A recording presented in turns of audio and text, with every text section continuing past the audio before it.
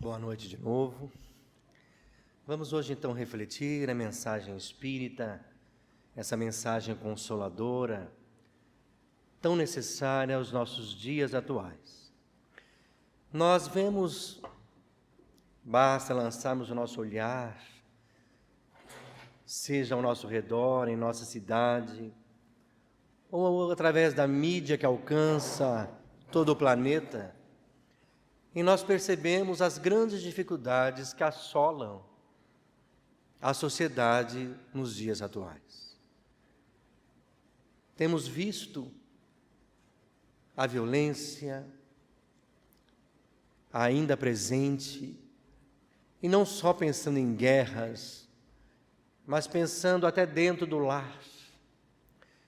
Vemos então as ideias materialistas ainda terem força na sociedade, implementando o descuido com a nossa essência espiritual e trazendo lutas em prol da morte, em prol do aborto, em prol da eutanásia e tantos males que ainda estão presentes na nossa sociedade, infelizmente. Quando nós pensamos no mal e em libertar-se dele, nós vamos lembrar da questão 629 desta obra monumental, o Livro dos Espíritos. Que definição, pergunta Allan Kardec, pode dar-se da moral? E ele vai responder que a moral é a regra de bem proceder. Isto é, distinguir o bem do mal. Então, a regra de bem proceder é distinguir o bem do mal. O que é bem e o que é mal? E ele continua: o homem só procede bem quando tudo faz pelo bem de todos, porque cumpre a lei de Deus. Olha que interessante.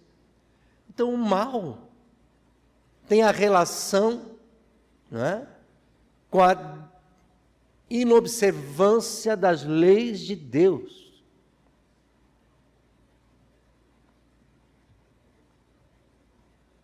Inobservância das leis de Deus.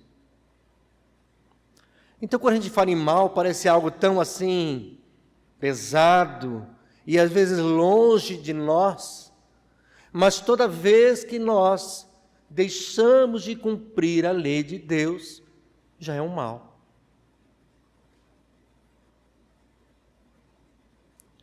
E o bem é justamente o oposto, cumprimento da lei de Deus. Não é? Mas ele continua ainda na 630, na questão seguinte. Ele ainda vai nos trazer essa indagação. Como é que a gente pode distinguir o bem do mal? Como distinguir o bem do mal? Embora o Espírito já começou a responder, o bem, ele frisa novamente, o bem é tudo que é conforme a lei de Deus. E o mal, tudo que é contrário. Então, assim, fazer o bem é proceder de acordo com a lei. Fazer o mal é infringir a lei. Então, isso nos dá um olhar diferente, gente. Porque nós vemos, e não só, mas sim pelas religiões, trazer essa ideia de personificação do mal. O mal personificado em entidades perversas. Não. Voltamos àquela discussão. Se Deus é bom, por que existe o mal? O mal é obra do homem. O mal é obra dos seres humanos, quando deixam de observar as leis de Deus. As leis vêm regular a sociedade. E nós vamos encontrar na lei de sociedade, na terceira parte de O Livro dos Espíritos, regulando as nossas relações. E nós estamos juntos para, justamente, aprendermos a viver em paz, respeitando o espaço do outro e tendo o próprio espaço respeitado. Aparentemente não é fácil, mas surgem os grandes vilões de tudo isso.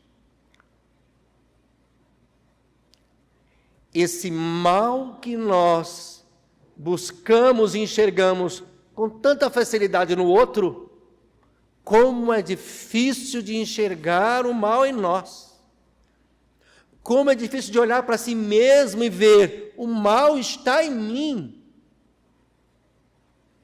Porque se o mal é a inobservância da lei de Deus, qual de nós poderia dizer que está alheio, apartado do mal? Teríamos que cumprir todas as leis divinas. E não conseguimos o decálogo que Moisés nos trouxe, que é a lei de Deus, lei que não tem vencimento, que valerá para sempre. Traz ali: não matareis, não dareis falso testemunho, não cobiçareis.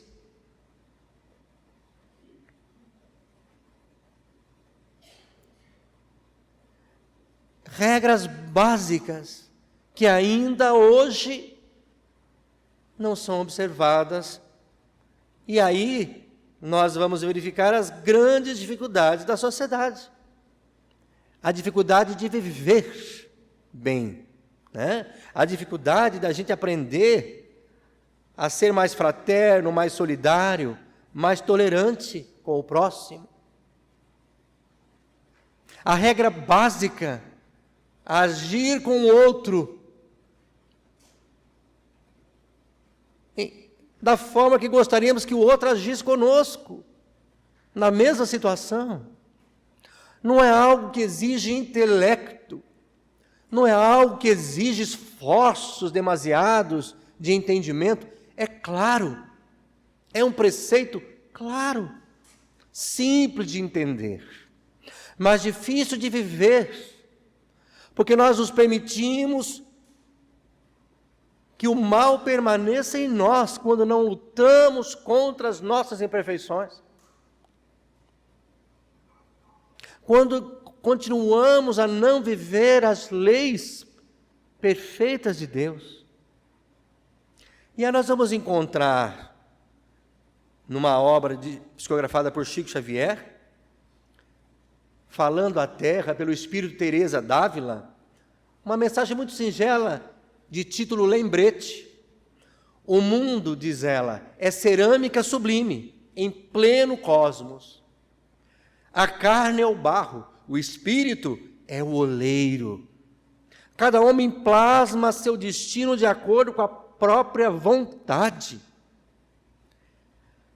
Há quem fabrique ânforas, vasos, recipientes para o vinho do Senhor. E há os que modelam crateras para a cicuta do espírito, para o veneno do espírito. Companheiro da terra, faze da existência um vaso sagrado, em que a divina bondade se manifeste em nós. Na pobreza ou na abastança, na felicidade ou na desventura, não te esqueças de que a vida corpórea é divina argila em nossas mãos. Nós somos o oleiro e temos um manancial em nossa intimidade para trabalhar. O que escolhemos? Ser o servo, aquele que acata, que atende, que vive as leis de Deus, ou aquele que vai ainda criar dissensão, divisão, anátema, que vai causar dores, dificuldades, porque Porque nós vemos todo mundo olhar o mundo com esse olhar. Como é difícil conviver com o outro, quando na verdade devemos olhar que toda essa dificuldade com o outro não está no outro, está em nós, está em mim. Então nós precisamos começar a ter esse olhar. Aí eu trago uma imagem e pergunto: qual das portas vamos escolher? Qual porta? A porta majestosa, não é? Vistosa, larga, pode estar até ornamentada com ouro. Essa porta tem atraído o mundo.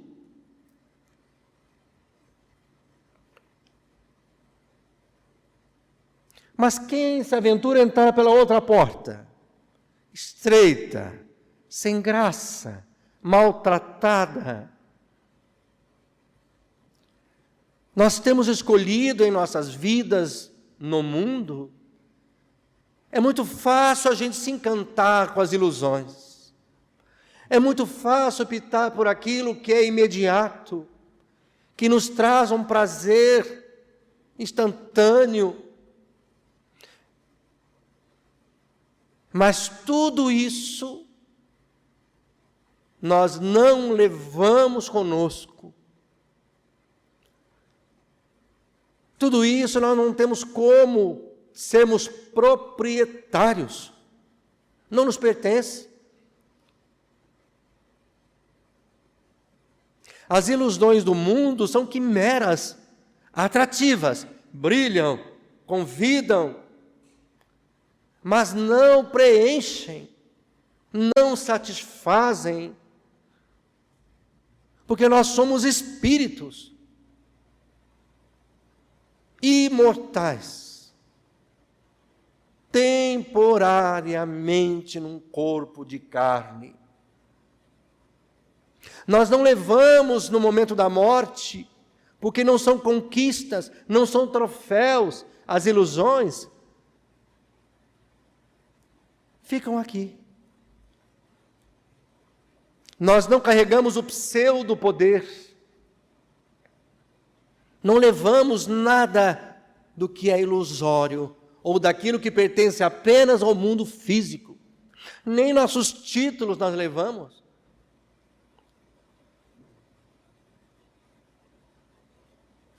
Mestre, doutor, pós-doutor, vale na terra para as nossas profissões. Não tem valor o título, tem valor o conhecimento que eu adquiro, o que eu faço com esse conhecimento. O que ele me muda a minha vida? E aí nós lembramos, né? Está ali em Mateus, capítulo 7, versículo 13 e 14, mas está no Evangelho segundo o Espiritismo, ali no capítulo 18. Entrai pela porta estreita, porque larga é a porta da perdição. E espaçoso o caminho que a ela conduz. E muitos são os que por ela entram. É convidativo. Quão pequena é a porta da vida. Quão apertado é o caminho que a ela conduz. E quão poucos a encontram. E aí Joana de Ângeles vai nos trazer essa fala de forma mais atualizada, assim, com os dias atuais. Ela fala assim: largos e acessíveis são os caminhos do mundo dos sentidos. Largos, acessíveis, o caminho do mundo dos sentidos, das sensações, da matéria. É largo, é fácil. E hoje está no nosso celular. E ela complementa: e mais apertados aqueles da conquista espiritual. Nós vemos então multidões, porque a ciência espírita continua. desvendando através do princípio da comunicabilidade entre os encarnados e desencarnados. Na época de Kardec, construindo uma ciência. Mas nós vamos ver exarados ali, na segunda parte do Céu e Inferno, todos aqueles casos específicos de como voltamos para o mundo espiritual.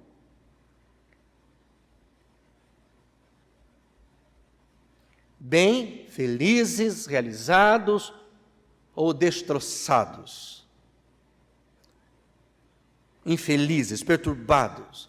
E aí nós lembramos da fala do Raul, na Conferência Estadual Espírita agora, quem foi ali no Teatro Positivo, ou quem assistiu pela internet, o mundo espiritual é aqui. Nós estamos vivendo o mundo espiritual, a vida espiritual sempre, porque somos espíritos. Estamos sempre convivendo com os afins espirituais. Lançando com o nosso pensamento, com o nosso sentimento, com as nossas ações, esse imã poderoso que alcança espíritos com o mesmo teor de pensamentos, de sentimentos, de vontade. Então nós usaremos o nosso livre-arbítrio como quisermos. É a lei. Então nós podemos optar. Nós temos o livre-arbítrio, que é decisão, a escolha. Mas teremos a responsabilidade. Então, ora, por que será que nós vamos tanto pela porta errada? Por que a humanidade em si se permite buscar a porta das ilusões?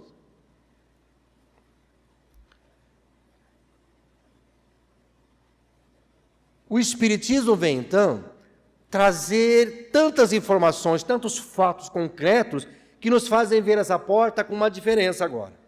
Olha lá. O que está escrito na porta bonita? Descida ao abismo. A placa está lá, descida ao abismo. Se a gente visse aquela placa, aquela porta maravilhosa, mais escrito, descida ao abismo, a gente entra? Ou a gente, opa, peraí, abismo? Como é que é isso? E na portinha sem graça, subida à glória estelar. Será que a gente, sabendo o que cada porta é e onde nos conduz, será que a gente entraria pela porta estreita, pela porta sem ornamento, sem graça? Talvez eu tenha que passar até de ladinho para entrar, né? É interessante que nós fomos lembrar e resgatar uma fala do espírito Bezerra de Menezes ao final da 8ª Conferência Estadual Espírita, em 2006, que foi lá no Parque Barigui, mas na instalação antiga, que era redonda, parecendo era um teto diferenciado, né? E ele nos traz a seguinte reflexão, Bezerra de Menezes, que nós temos percorrido por tormentosas experiências, que hoje refletem na colheita das nossas aflições. Cada um de nós sabe as próprias, né?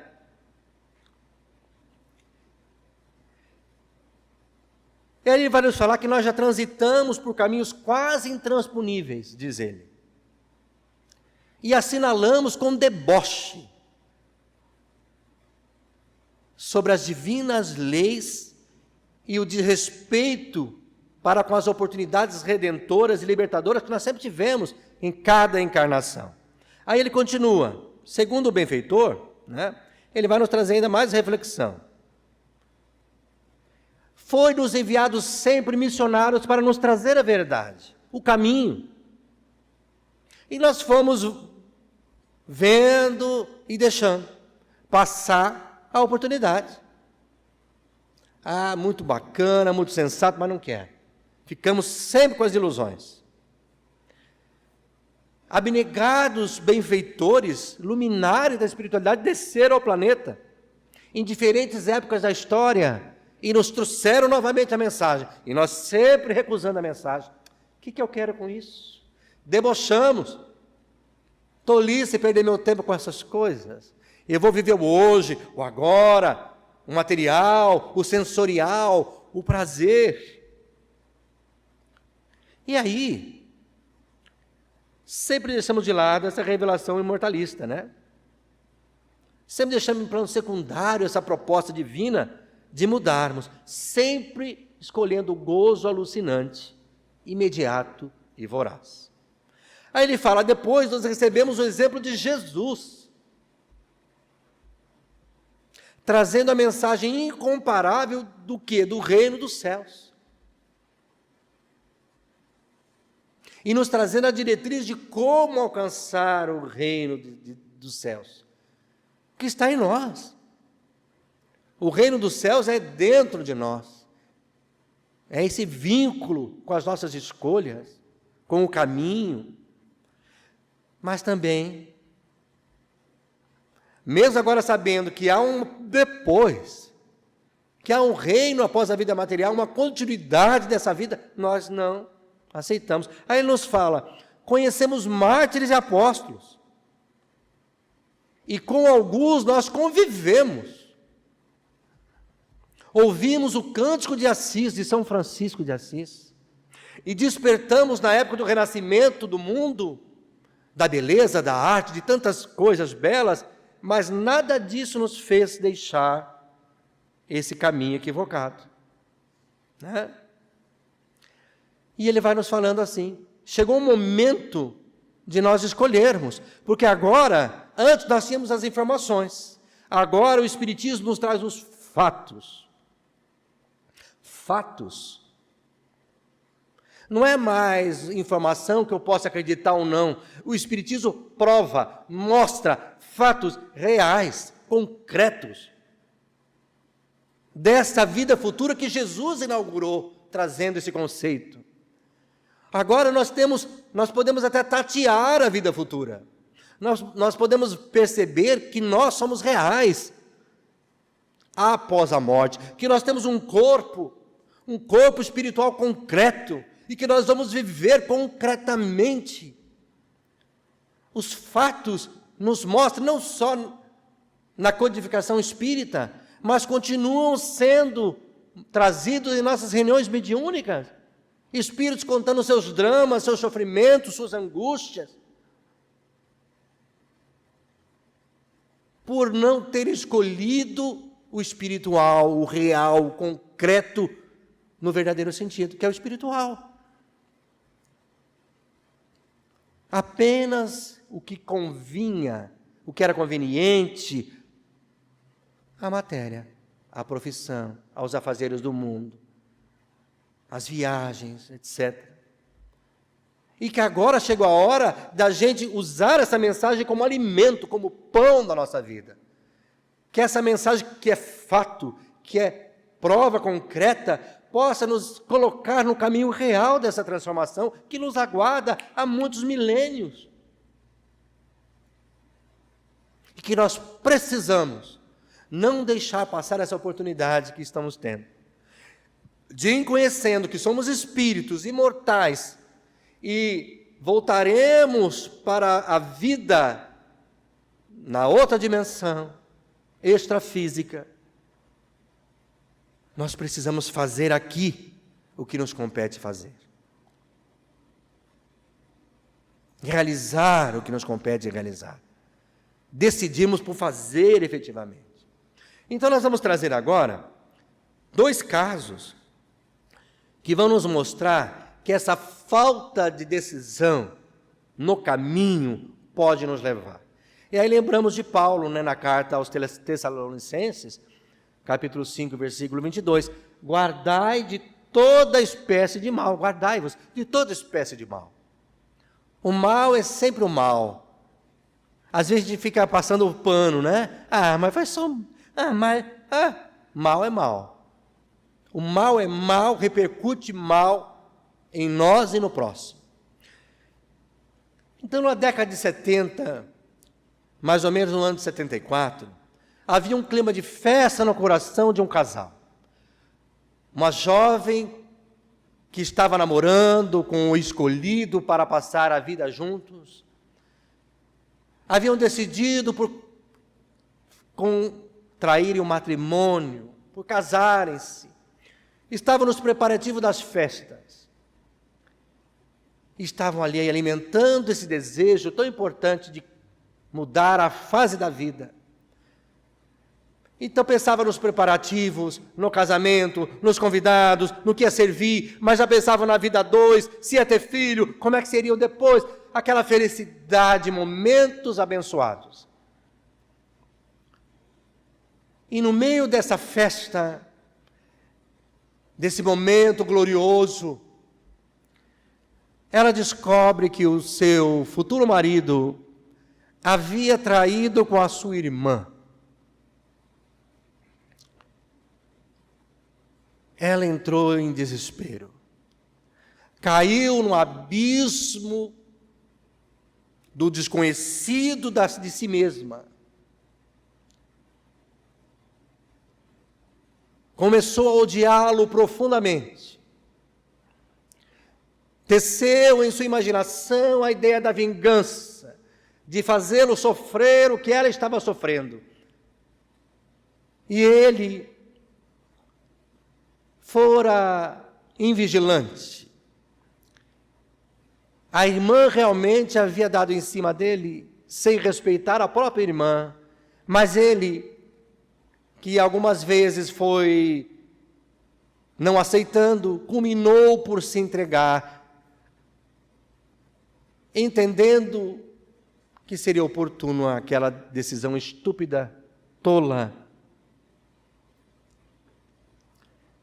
E ela, nesse ódio agora, sem vigilância, sem a oração, sem o evangelho no lar, sem a espiritualidade em si mesma, decidiu-se por vingar-se.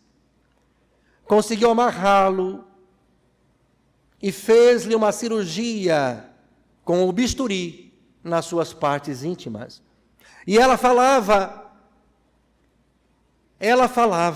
como se isso fosse ontem, 52 anos depois. Ela falava que isso tinha acontecido ontem.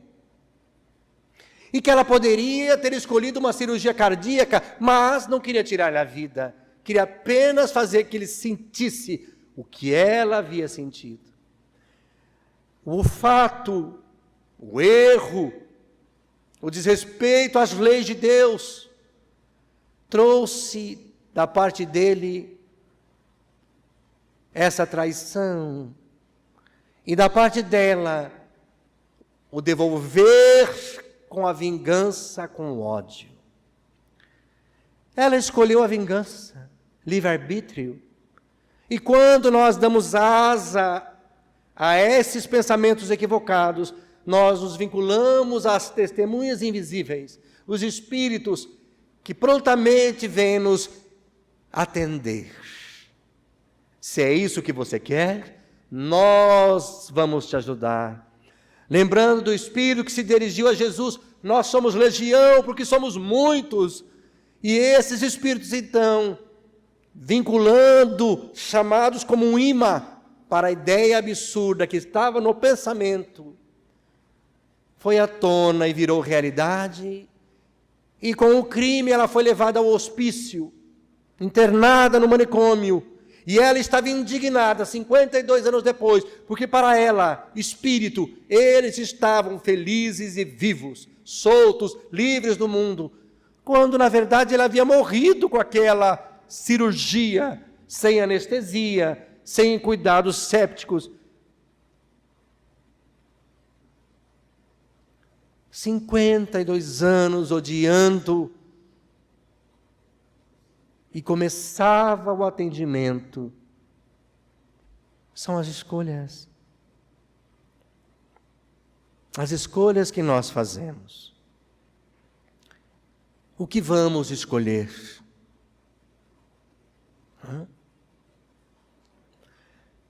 Mas tem outra história real também, como essa, mas que está no livro Ave Cristo, psicografada por Chico Xavier, pelo Espírito de Emmanuel,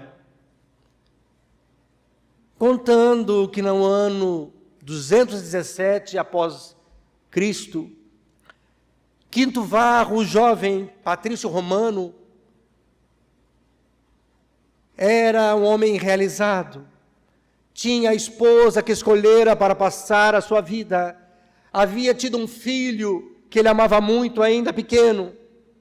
Ele trabalhava nas embarcações comerciais de Opílio Vetúrio, que era primo de sua esposa. E ele chega em casa feliz, beija a esposa, beija o filho e vai ler, pois ele utilizava todos os momentos para se aperfeiçoar. E ele estava ali refletindo os ensinamentos de um jurisconsulto importante à época, Emílio Papiniano, e confrontando com os ensinos de Jesus que ele tinha decor. E ele concluía: seria muito fácil para os romanos aderirem ao cristianismo se tivessem boa vontade. Pensava como um filósofo querendo resolver os problemas da sua sociedade. A escravidão, a pobreza, a miséria, a falta de liberdade. E certa vez ele volta para sua casa e ouve uma conversa na intimidade do seu quarto, dos seus aposentos. Era a sua esposa e ela conversava com ninguém mais, ninguém menos que o seu patrão, primo dela. E ele estremece. Que tempestade é essa que surge na minha vida? Mas será que eu estou precipitando? E ele fica ouvindo a conversa e constata que eles eram amantes. Já há 6 meses, eles criticavam a postura dele em aceitar o cristianismo, porque ela ia até ele das catacumbas, mas voltava desanimada, porque ela só se interessava pelo material, pelas ilusões da porta ornada e larga. Pensa naquele momento em revidar, em tirar a vida, mas ele lembra de Jesus. Ele já conhecia decoro os ensinos de Jesus e falava, aproveitava as viagens de trabalho para falar de Jesus. E vem aquilo na sua intimidade. Meu Deus, como que eu, que conheço os ensinos de Jesus, poderia revidar? Como eu, que falo do perdão, poderia não desculpar e levar à frente esse pensamento equivocado? Entra no quarto do filho, que ele amava tanto, e que no início do livro vai nos falar da relação antiga com esse espírito que nasceria como filho. E ele ali então se debruça sobre o filho, chora copiosamente. Aí vem a ideia dele: eu vou pegar meu filho e vou embora. Mas ele se indaga: poderia expor o meu filho às intempéries do mundo, eu sem trabalho, sem dinheiro, sem casa, mas deixá-lo também à mercê desse lobo voraz da sociedade, que era o seu patrão? E ele pensa nela, na sua esposa. Ela nunca me viu como eu sou, como um pai carinhoso, zeloso com a família, mas por conta disso eu poderia prejudicá-la. E ele resolve, chorando copiosamente, deixar o filho. Sai no corredor e eles continuam a conversa. E ele vai para a via pública para refazer-se, chorando. Vejamos 2 problemas familiares, 2 traições e 2 escolhas completamente diferentes. O revidar, o dar a outra face, no caso do bom exemplo, de pagar o mal com o bem, de perdoar, e o outro revidar com requinte de crueldade o mal, a dor que sentiu, regurgitando com violência em cima daquele que foi o causador do tormento. Aí eu lembrei de uma fala de Raul Teixeira, o médium, orador espírita, acho que todos conhecemos, que vale a pena, quem não conhece, buscar no canal FEP, no YouTube, as palestras de Raul Teixeira. Mas ele vai falar, nessa mesma 8ª Conferência Estadual Espírita em Curitiba, e eu estava presente com a minha família, e ele diz o seguinte, ele faz uma metáfora, na verdade, sobre o autoconhecimento, utilizando isso. Um homem comprou uma casa muito bonita, mas que estava não ao seu gosto. As tintas, as cores, não satisfaziam ao seu gosto. E ele contrata um serviço para alguém ir lá e lixar. E quando começa a lixar, vai aparecendo várias cores, várias tonalidades, de várias pinturas antigas. O verde, o vermelho, o branco, o azul, até chegar na cor daquele material que era a madeira, né? O pinho amarelo com suas listras marrons. E quando ele vê aquela madeira nobre, ele fica feliz, se extasia de poder deixar a casa com essa nobreza, com esse caráter que ele gostava. E ele faz a seguinte reflexão, né, com relação a nós, que nós também somos assim. Ao longo de uma encarnação, dessa encarnação atual, nós vamos recebendo tantos vernizes que nós nos tornamos pessoas cheias de conflitos. E precisamos de um profissional para fazer essa raspagem, esta desconstrução. E às vezes ele fala, nós encontramos tantas pessoas perturbadas, e é porque ela está repleta de vernizes sociais, mas que não são efetivamente o seu caráter, a sua decisão, a sua escolha. São vernizes. O verniz de viver bem na sociedade, o verniz para não ter conflitos, o verniz para ser bem visto, o verniz para se comportar de forma que todos valorizem, o verniz. Mas quem eu sou? Quem eu sou? Será que nós conhecemos a nossa realidade? Será que se nós começarmos a desconstruir esses vernizes superficiais, que nos dão a aparência de pessoas boas? Porque muitos desses homens, que são considerados pela sociedade como homens de bem, desencarnam como pessoas equivocadas.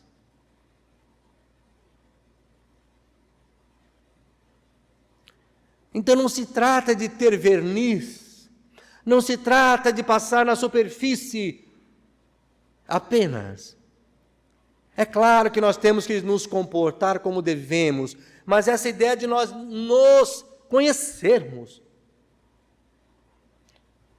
Quais são as minhas tendências? Quais são as minhas dificuldades? O que ainda em mim é tormento, é tempestade, é temporal? O que em mim é calmaria?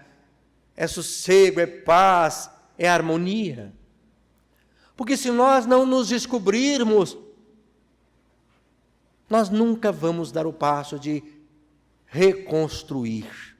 Se a gente não desconstruir essa imagem fictícia de nós mesmos, para encontrar a realidade do que somos, para construir o homem novo, nós nunca executamos o ensino de Jesus. Fica na superfície, fica como um conhecimento que eu sei, porque tenho memória, mas não vivo porque não entendo, não compreendo, não aceito, não dou importância. E quando surge o temporal, quem de nós pode dizer como eu vou agir? Vou agir com a vingança ou vou agir com o perdão? Como eu vou agir? Vou agir em conformidade com as leis divinas ou vou agir como o animal?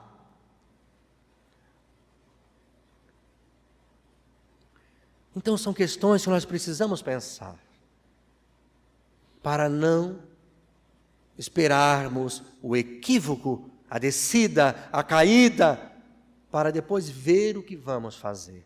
E no Livro dos Espíritos, na questão 919, nós vamos encontrar essa preocupação, quando Kardec pergunta justamente sobre isso. Qual o meio prático mais eficaz que temos nessa vida para vencermos a atração do mal? Para construir esse homem novo, esse homem de bem? E a resposta, um sábio da antiguidade já falou disso: conhece-te a ti mesmo. Olha para dentro, tenha momentos de quietude, de reflexão íntima, de percepção, que nós podemos fazer também em todo lugar. O que me irrita, o que me tira do sério, o que me perturba, é me conhecer. E o que eu faço para não deixar isso acontecer?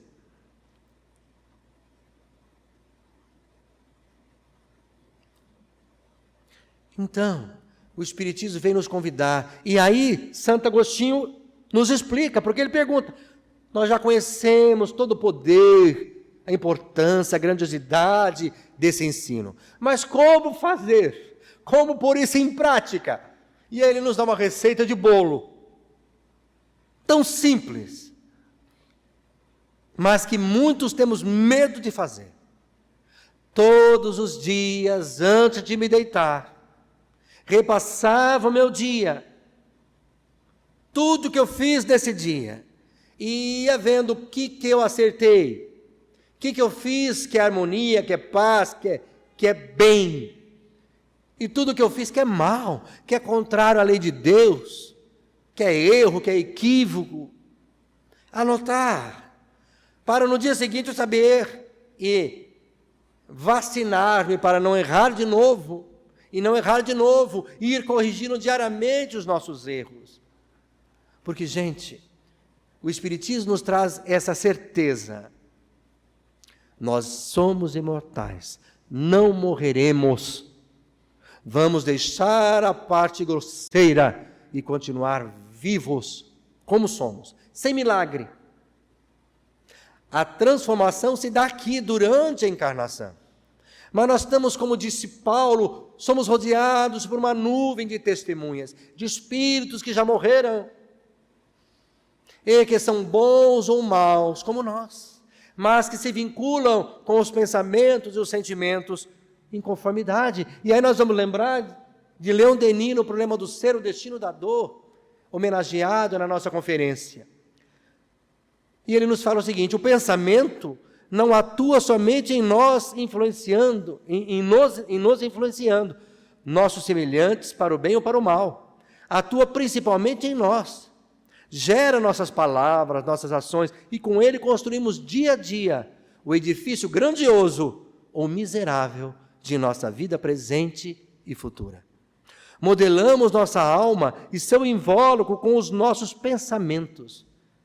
Estes produzem formas, imagens que se imprimem na matéria sutil de nosso corpo fluídico, nosso perispírito.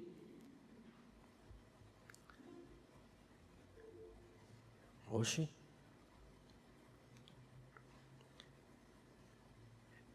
Então, gente, pensar não é inócuo. Pensar é só um pensamentozinho. Eu não vou fazer, só estou pensando, né? Lê do engano. Pensar é algo, para nós espíritas, robusto. Pensar é construir, é idealizar, é fotografar, é registrar em nosso corpo sutil. É dar vida a esses pensamentos em nossa intimidade, que, se repetidos, vão ser o nosso normal, a nossa realidade espiritual, que os espíritos têm acesso e se vinculam a nós como um imã por afinidade. Por afinidade. E aí ele vai nos dizer, né? Ora, a qualidade, então, dos nossos pensamentos define a sua força e a sua ação. Pensamentos mundanos são de baixa frequência, são ondas longas que não percorrem grandes distâncias. Pensamentos elevados são de alta frequência, ondas curtas viajam intensamente. Então, quando a gente pensa apenas no terra-terra, não só no mal, mas nas coisas do terra-terra, a gente fica sempre aqui. Para varar os céus, para ir além da matéria, precisamos ter pensamentos espirituais, de religiosidade, de conquistas intelecto-morais. Mas ele vai nos trazer mais, que aos poucos nosso ser então se povoa desses seres que nós criamos, dessa vida que nós damos pelos nossos pensamentos. Então veja, nosso ser se povoa de formas frívolas ou austeras, graciosas ou terríveis, grosseiras ou sublimes. A alma se enobrece, né? Se embeleza, cria realmente uma atmosfera de beleza ou de fealdade. Então nós estamos, ao pensar, ditando o nosso amanhã. E ele continua. Mas quase sempre, nossos pensamentos passam constantemente de um para outro assunto. Pensamos raras vezes por nós mesmos. Olha só. Refletimos os 1000 pensamentos incoerentes do meio em que vivemos. Por isso, criam um invólucro povoado das mais disparatadas formas. Seu espírito é como uma habitação franca que todos passam. Os raios do bem e das sombras do mal se confundem num caos perpétuo. É o combate incessante da paixão e do dever. Quase sempre a paixão sai vitoriosa. Se nossa cabeça está sempre nesse gladiar entre bem e mal, pensamentos bons e ruins, é preciso que a gente invista nos bons pensamentos, se vigiando. Não devemos permitir guardar coisas ruins, que são lixos, que são tóxicos na nossa intimidade. Então, gente, olha só, nesse mesmo assunto, Chico Xavier, no livro Falando da Terra, pelo Espírito Miguel Couto, cada alma vive e respira na atmosfera mental que estabelece para si mesma, em qualquer distrito do universo. É a lei de sintonia.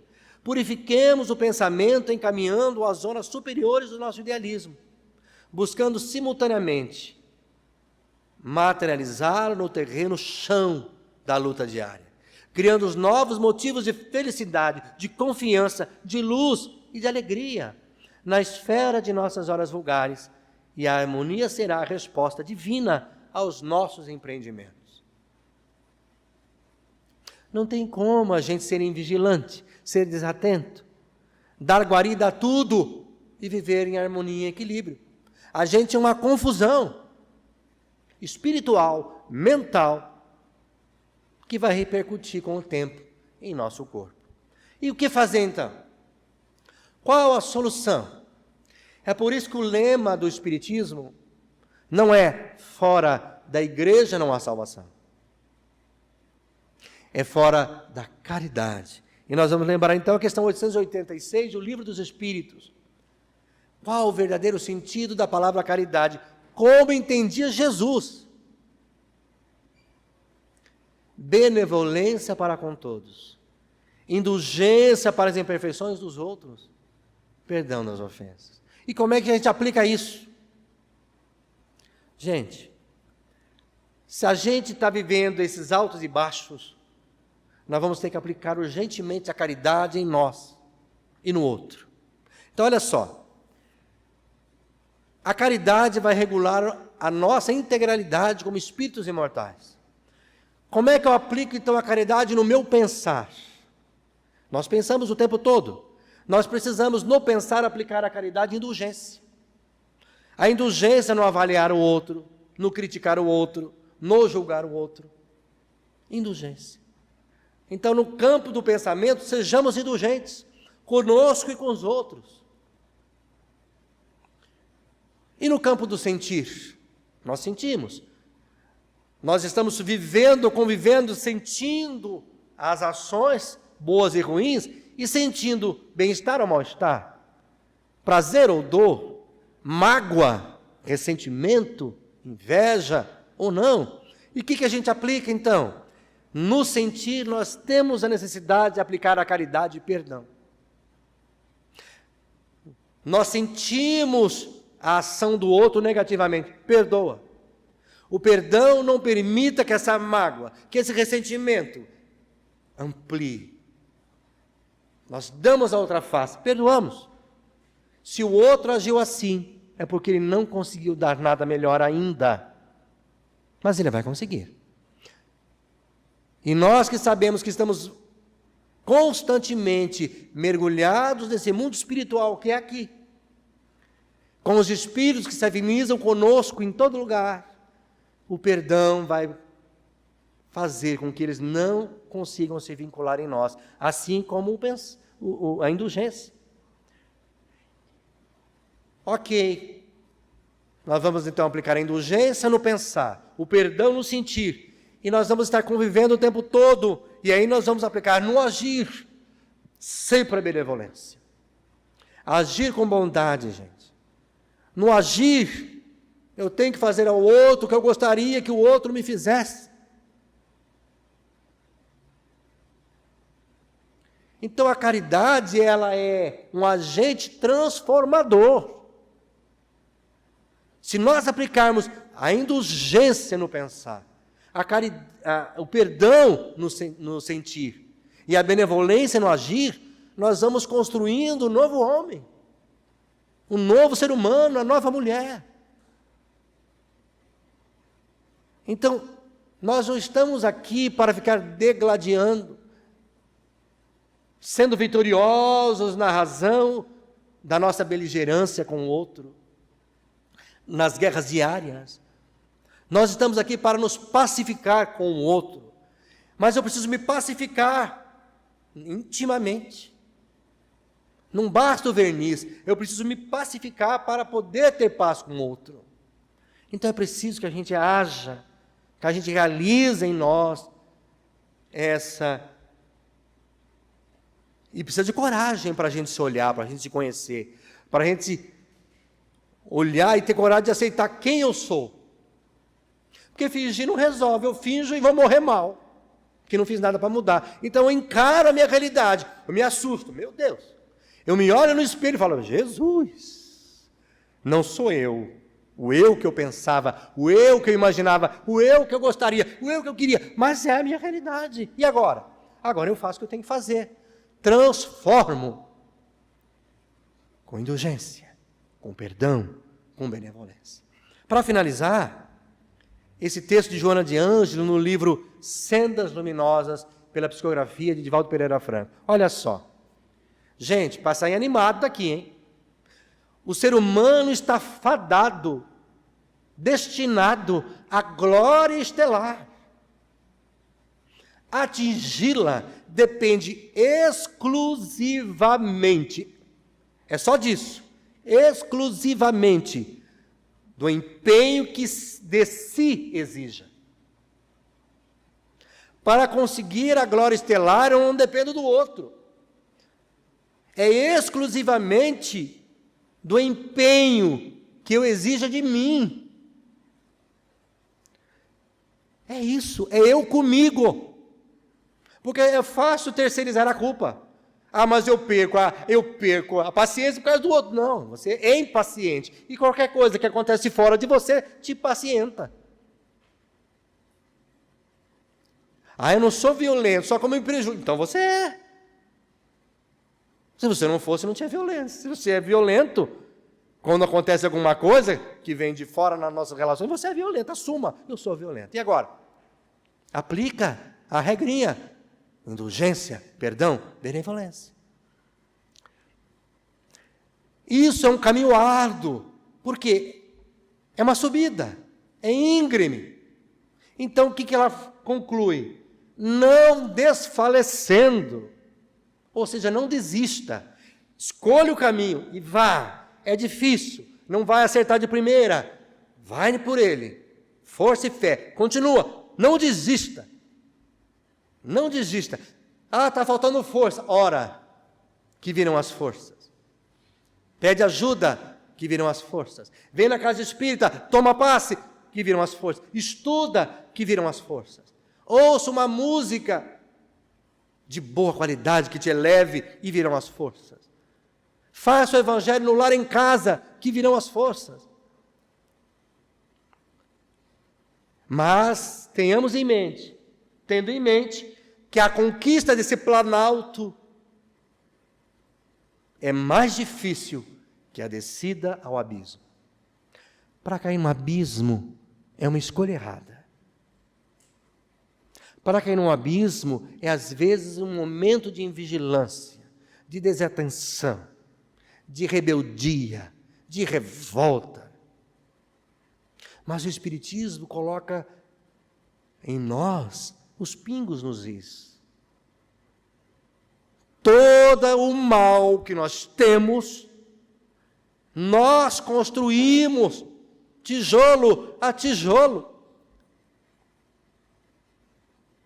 O mal não é de Deus, é nós que construímos violando as leis de Deus, desrespeitando as leis de Deus. E só é um jeito de consertar isso. Passando a respeitar as leis de Deus, atendendo às leis de Deus, vivendo as leis de Deus. E não vai ser prazeroso no começo. Nós estamos todos o quê? Acostumados, viciados no erro, no fácil, no ilusório, no egoísmo, no orgulho. É um desafio, mas que depende da nossa decisão. A vontade também é trabalhada por Leon Denis nessa excelente obra, como uma potência da alma. É uma potência, gente, que se a gente tiver vontade, a gente consegue, a gente alcança, a gente supera, a gente vence. E nós temos tantos exemplos disso. Eu vou trazer 2 rapidamente. Paulo de Tarso, o Saulo, que perseguia os cristãos com a morte, o Saulo se tornou o Paulo de Tarso, que é capaz da mesma vida dizer, não sou eu mais que vivo, é Cristo que vive em mim. Olha a decisão, a vontade, passou perrengue, passou dificuldade, passou. Sofreu. E a outra é Maria de Magdala. Ela vendia ilusões.